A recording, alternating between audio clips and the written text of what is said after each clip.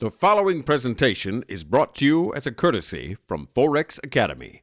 This is part of our service, Become a Pro course. If you find it interesting and wish to be updated on new releases, please subscribe to our YouTube channel or join our community at forex.academy and receive all our services for free. Your like is also highly appreciated. Enjoy.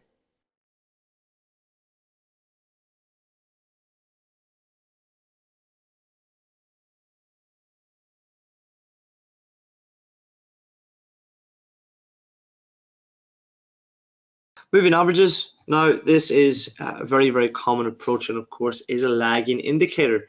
This means that they are based on events that have already occurred in the market as opposed to the predictive indicators used to form an opinion on future market direction. Traders can choose to use simple, weighted, or exponential moving averages, which all have a different relation to smoothing the average price indicator. Okay, so the simple average is obviously just following that average across your total sample, whereas your weighted or exponential will move more sensitive to price, more particularly to new price as the market unfolds. While moving averages do lag behind the spot rate, their real, or the current rate we should say, their real contribution is helping to determine the strength of the current market trend and to distinguish true market reversal points from typical exchange rate fluctuations. Okay, so let us look at a chart. Let's try and decipher the moving averages. What do they mean? What do they represent? Here we have three simple moving averages on screen: the 100-day, 50-day, and 20-day. And of course, this is what we're trying to do. We're trying to develop a smoothing of the trend so that if we get the trend perhaps trading way above our SMAs, our 100-day SMAs, and then pulling back right at that level, that could provide us with a signal that, look, we're definitely in a strong market to the upside in this euro US dollar here. Perhaps we should make the signal here and trade with the trend.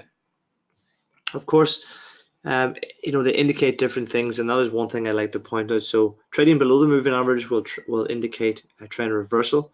So when the markets are trading below for a consistent period, that is an indication that the structure could have failed. However, it can give you false signals as well, and I'll just point out one right at the middle of our screen here. We get the breakdown, and then we get some limited trading here. And guys, quite significant in terms of pointing this out is simply because, I don't know if anyone remembers, this was our referendum there. Theresa May's referendum there, which caused some movement in the euro, of course, to the downside. Okay, holding her own referendum for a new crash course government. Anyway, let's move on with the technical analysis. The longer the time period, the smoother the trend line, and that is most certainly the case. You'll see shorter time periods, of course, with the 20-day moving average being more concurrent to relative price action, and technically significant when prices trade across longer SMA lines. So when you haven't had perhaps a 200-day moving average cross over a 50-day moving average or a 100-day moving average for perhaps 1 year, and the market is continuing to rise and you get a very strong pullback, that might be technically significant in terms of the overall trend structure of a market. Okay, so be aware of the lagging factors of moving averages, but of course what they identify in terms of trend structure. And that brings us on nicely when we discuss moving averages into our moving average convergence divergence. Now we'll take some time over this one. It's quite constructive, it's quite supportive, it can help you with your trading, but you need to cast a keen eye on how to trade this. Okay, the MACD, as we call it, the moving average convergence divergence, is one of the most well-known and well-used indicators in technical analysis. The indicator is made up of two separate exponential moving averages which help to measure momentum in the market. These moving averages and the changing distances between them become the MACD. Convergence simply means the moving averages are moving closer together, they're converging, and divergence, that the moving averages are moving away from one another, they are diverging. That is very basic stuff. Okay, so let's really get into the technical analysis here. We have our two EMAs here, our exponential moving averages. What we've chosen here is, of course, our 26-day moving average and our 14-day exponential moving average. Here, as we can see, as the two moving averages within our actual indicator itself move closer together, they are signaling some convergence. Okay, so they're signaling some convergence, and you can literally see that on the chart here. I'll just point that out in time, right here. So it's right at our point of convergence. And then with divergence, again, you see some of the moving averages here start to move away. You can see this one trades quite lower again.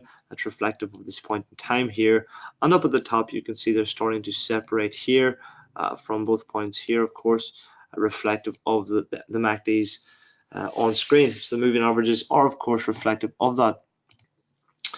So they're quite significant in the price action itself. They're quite significant in showing us what they're trying to show us really is a movement of momentum. Is momentum starting to shift in one direction or other?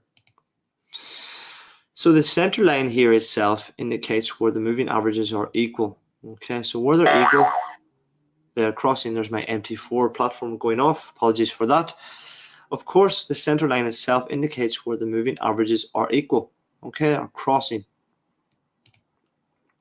When the shorter term moving average is above the longer term moving average, the top area, which I have highlighted here, which we have this little box here, the top area of the indicator will show activity. Okay, so when in this example, we have a 26-day and a 14-day moving average. When the shorter term moving average, the 14-day one, is above the longer term moving average, the top area of the indicator will show activity. Adversely, when the shorter term indicator is below the longer term moving average, the bottom area of the indicator will highlight activity. So basically these two areas on screen you're seeing now. Okay. The greater the momentum in the market, the farther away the MACD indicator will be from the center line. Okay, so these are showing strong momentum periods where we have, again, if we pretend they're like little mountains here, guys, here. So 1, 2, we'll use a small one there, 3, but we'll call this 3 and 4. We have 4 quite large mountains, or 4 quite strong periods of momentum, and then we do have shorter ones to the downside. Okay, so perhaps I'll use a different color to negate these.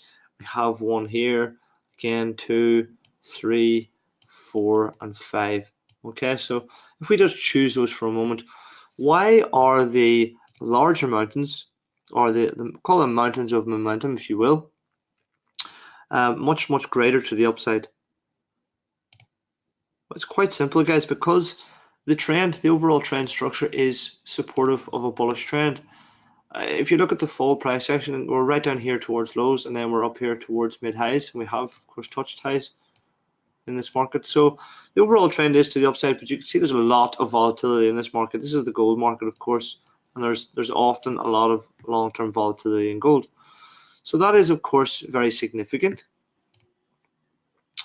The MACD signal crosses are then used to indicate the momentum in the direction has come to an end. Okay, so that's effectively what you're seeing. You're seeing the trend move, and then we look for our signals here. When these signals are crossing, they're significant to us. We can see momentum really pushing strongly in one side. If we get a crossover signal in and around here, that might supplement our trading decision with the MACD itself. So we're trying to anticipate the crossovers. We're trying to anticipate a reversal of momentum, and then obviously price should follow. So let's just take away that analysis for a moment and choose one here before we go through for more trading opportunities. Choose one point in time when we see a very large, strong shift in momentum here. So effectively, this is what we're seeing. We are seeing, of course, the blue line here on our MACD is much stronger overall. I'll just actually take this off and follow it in blue. Perhaps I'll choose a darker color. Right here at this level here, we see this market continue to trade to the upside, and then we get a touch just there, but nothing too consistent, and moving up. So quite consistent in terms of how we see the above line here with our red moving average consistently pushing away, showing momentum is much stronger to the upside. And that's what you see in terms of the bullish price action right there at that moment. That is a very strong trend from high to low. So look, just look at this trend. In terms of trading this, you could be in this for a period of a month, and it would be a fantastic trend. Of course, you might not capture the full high. You might exit here. Great trade, albeit an absolutely fantastic trade. Let's look across then this moving average convergence divergence MACD indicator to highlight more opportunities. What do we see? We see downturns in these markets, down short-term downtrends, and another very, very long-term trend to the upside again. And again, that is effectively when we get the crossovers. So I'll just highlight this on screen. I'll use a green pen just to annotate this for you. When do we get the crossovers? Right at these points of significance. So right at when the MACD lines cross over the middle sector right here of our convergence divergence indicator. Okay. So very, very technically significant. Seems to work for the gold market, of course. Again, this is just one market that we're applying the analysis. Always look at the price action, of course, and other technical indicators, but this is how effectively we can use the MACD convergence divergence over long time periods. Again, you can apply it to different time periods as well for different analysis. Let's discuss Bollinger Bands then. Bollinger Bands are placed over a price chart and consistent of a moving average together with an upper and lower band. They are based on a statistical 2 standard deviations from the mean. So we're getting into some statistics here, guys. 2 standard deviations from the mean or average price. As standard deviations are a measurement of volatility, Bollinger Bands adjust themselves to volatility in the markets. Okay. When the markets become more volatile, the bands widen, and when the markets experience less volatility, they become contracted or moving closer to the average. Okay, so they tend to widen when we see more volatility to reflect the volatility, and then they tend to thin out or contract when we see less volatility in the markets. As a result, traders often use their assessment of volatility to trade within the bands in the same fashion you would use to trade overbought and oversold RSI signals. Okay, so let's look at a chart. What we have is the cable market, pound sterling dollar, of course. We'll look to trade this effectively. Well, the first thing we can notice is, well, the trend is trading to the upside. Okay, so effectively, we're looking for opportunities potentially to buy this market. The bands are, of course, contracting and tending to widen in relation to the volatility. You can see that here, so let's pick a point in time when the volatility isn't that great, right here. Bands are contracted quite close to the mean, whereas it starts to widen out when we get a strong shift here. You can see the difference between this point here and this point here. So we've got a real widening of the Bollinger Band here. It's almost 3 times the size of our first point here. Okay. So very, very significant. Again, we're seeing this trade to the upside. How might we look to trade it? Well, again, if we look at the structure of the Bollinger Bands, we know that it's statistically important for us to know if the market isn't showing volatility. Let's say there's no real volatility in the market, okay? But the market trades down way past 2 standard deviations of the mean in a short period of time, although the market's not volatile. That is statistically important as a reference point. So let's just scroll across this chart. Can we pick a trade? I would argue here is our point of reference, right here. Okay, so it's not particularly volatile at this moment in time from here to here. Yet we get the Bollinger Bands trading up and trading down to the downside. So we could, of course, look to buy this market, or sorry, fade this market, sell this market at this point. But again, just like many other indicators, it's more preferential to trade with the trend. In and around this point would give us our signal when we get a touch of the Bollinger Bands. The market trades down and touches the Bollinger Band just at the standard deviation of the mean. That, in fact, that is our buy signal right there, that we can look to buy in and around this level to look to follow potential momentum to the upside. So again, very simple in terms of its application, but quite a different indicator to look, not for momentum, but a statistical reference point or standard deviation from the mean. Considering the lack of volatility in this trend, as we've just discussed, traders could look for pullbacks within the best Bollinger Band purchase opportunities, and that's effectively what you're trying to point out. Okay. Moving on then to Fibonacci retracements, and again, I realize I'm going through quite a lot of technical indication at this stage. What I'd like to say is we will start to look at technical confluence tomorrow, which brings in all of these different indicators together and actually looks to develop a particular set of rules or trading strategies to use them all at the same time. Not all at the same time, of course, but to use them together, or which methods are the best to use together. But in terms of Fibonacci retracements, we're probably quite aware of them. Let's discuss them. They're very popular. Fibonacci retracements alert traders to a possible support resistance areas. A possible reversal is based on the prior move. Okay, so based on the prior move, a bounce is expected to retrace a portion of the prior decline, whilst a correction is expected to retrace a portion of the prior move. When a market pullback occurs, technical traders identify retracement levels for monitoring. Okay, so retracement levels for monitoring is effectively what we're interested in as traders. We don't simply willy-nilly look at a signal from a Fibonacci retracement and say, well, the market's pulled back, I'm getting long at this price, I want to follow this trade to the upside. No, all these market participants are looking at the Fibonacci retracements. They do designate different levels of retracement to us, and we look for the best risk reward or the best technical setup. Okay, that's effectively what we're looking to do here. So as technical traders, they are important for us to monitor, and we'll trade them as such. So where exactly do we place the Fibonacci retracement indicator? What's it all about? Well, we place it simply like this. So you literally click and drag it across the market in question from swing high to swing low. Now in this particular example, we're looking to trade the US dollar South African rand here. We're looking at daily price action, and we have a very, very long swing high to swing low with a very long trend to the downside, bearish trend here. So we'll simply drag the indicator as such to such levels. That is our low, that's our high. We go from high to low, and what we're looking to do, if we're looking to, of course, trade the trend to the downside, we're effectively not looking to sell it right now, given the indicator. We're looking for it to pull back to certain retracement levels. So I'll pick a few points out in time here where we can look for the best risk reward here. So again, we have an area of interest, particularly because we have these highs just approaching the area and retracing, although we've established a new low thereafter.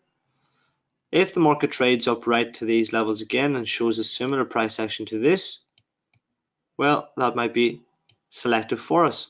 So our first retracement level is 23.6 retracement as a percentage. Okay, again, they're all based off the Fibonacci golden numbers rule, so there's a level of statistical variance there for you, but that is our first risk reward ratio. Okay, so 23.6%. Again, looking to follow the retracement or the pullback, just a pullback, so the market continues to trend to the downside. The next retracement level, if that gets broken again, is the 38.2.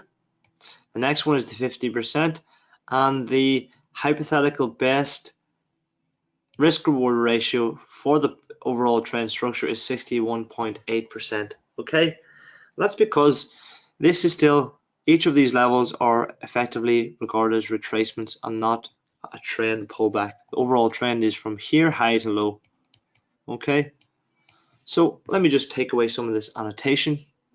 That is effectively looking to, that's what we're looking to do. We're looking to trade within retracement areas of our Fibonacci retracement. So what might happen effectively if this market trades up, breaks our 23.6, we might get the market trading up here and reversing from this level, trading to the downside. We get the technical signal, perhaps with a candlestick, and then we might not even get the trade the whole way down to new lows to here. We might just get it stopping here and reversing and trading around our retracement or support level right there, because it's providing that technical level of interest or support. Yeah, nevertheless, it gives us a good trading opportunity to actually capture this type of profit, okay, from this sort of high here to in and around any profit point within the trade itself. And that's how we look to trade Fibonacci retracement. So let's move across and go through a few markets here. And again, we have the gold market. as a reference point. Again, you can use, gold is a very technical, very technical market as well. So you can use your Fibonacci retracement to spot inference as well. So what I would like to suggest, guys, is let's say, now hypothetically, if we're using the Fibonacci right now, we're using the long-term trading structure. Yes, this is your low, but our new high has now been established just at these prices, okay? However, let's just say, and I'll use a thinner pen just to cut off this price action here. Let's just say, guys, we're not privy to this new high just yet.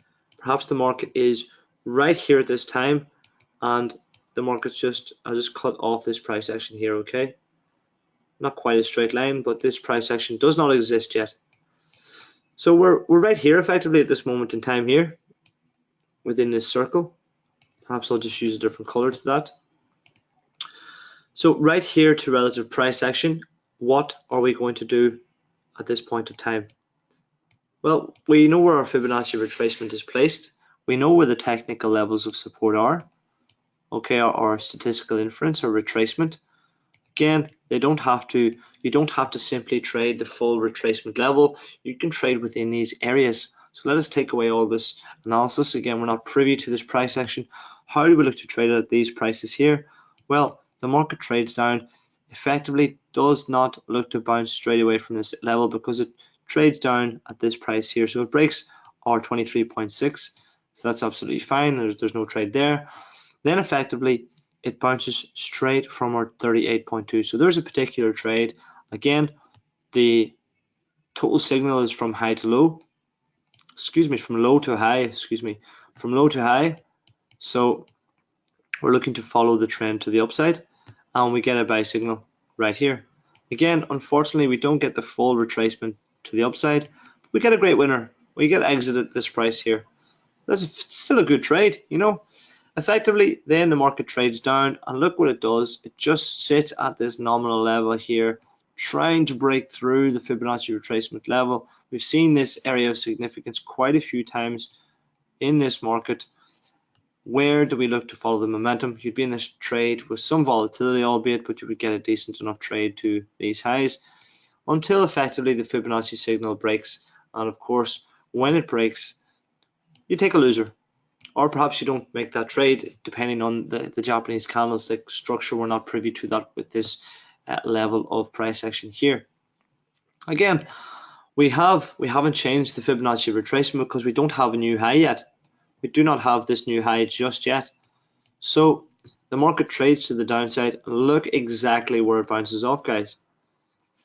It bounces off our 50% retracement level and gives us the best technical trade that we can hope for. We get a full move right up to a full retracement level 100% right here, right up to our full retracement there to nominal levels again. So that is a fantastic trade simply based off the Fibonacci retracement long term. Okay, and again, you can simply supplement this trading idea by saying, well, look, I'm going to get long these levels. If it doesn't work out and it breaks, I can take my loser anywhere here.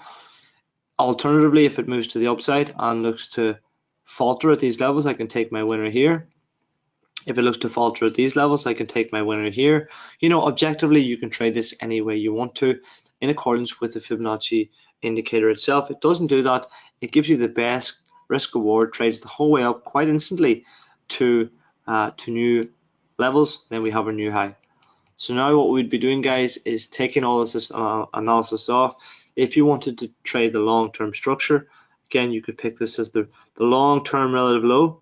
So we'll say long-term low, and then this is our new high right here, long-term new high. And that's how we would look to actually place the Fibonacci retracement. Okay, that would be our new level right here. So bring this over here and keep that as is. Effectively, what you could do is, of course, choose a new setup to look for shorter term opportunities, and again, see how the market conforms to what you're looking at. You could use the new relative low to be this, and our new high again at a long-term new high. So that could be yet another Fibonacci. You could use 2 Fibonacci retracements over this market in question. So there's a lot to Fibonacci retracement levels as well as trading them. And again, to more relative price action, guys, this is what we're all privy to right now. What will happen here? Totally hypothetical. How do you judge it? Is the market going to bounce from that level? Is it going to consolidate, trade at a long-term price level? More likely it's broken the level, so it could trade for a consistent period up around that time. We're not privy to that just yet. It is the awareness of Fibonacci levels that the markets often focus. This can become a self-fulfilling prophecy as traders observe price action around these levels. That is certainly the case. There's an observation, there's a very strong level of monitoring around such levels to really focus on possible trading opportunity. And that's something we all should be doing in terms of technical indication. So the underlying principle of any Fibonacci tool is only a numeric anomaly. It is not grounded in any logical proof, some say. The indicator is not applicable to all asset classes, equity markets, and again, we're getting some negative comments and downsides to using the Fibonacci indicator.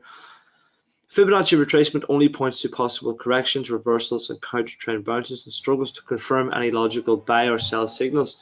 So that's a good point that I would like to make as well. Effectively, yes, it does look for retracement levels. It does never really give you your initial buy this trend signal. You're reacting, but you're reacting to the market as it trades, and understanding that there has been relatively something happening there in terms of trend structure before, but aren't all markets like that to some respect or another? So you can take these with a pinch of salt at times, and of course it can experience a high degree of inconsistency. So I just wanted to finish it off with some disadvantages to using Fibonacci retracements, albeit they can be quite structured in many asset classes, particularly in gold and the forex markets as well. So that brings us to the end of our Become a Pro course, the technical analysis lesson 1, of course. We look forward to bringing in a lot of this context tomorrow with technical confluence, using a lot of indicators together, going into a lot of technical theory with Elliott wave and Dow Jones theory. So it'll be really, really enjoyable indeed. But let's finish up on our lesson summary. There are a wide range of technical indicators to choose from. We select a few at a time to provide us with the technical indication that we need. Okay, so that is a very important point to make, and something I have always held constant. Just because I know a lot about the markets and a wide plethora of technical indicators that I can use, doesn't necessarily I'll use 5 or 6 indicators at the one time.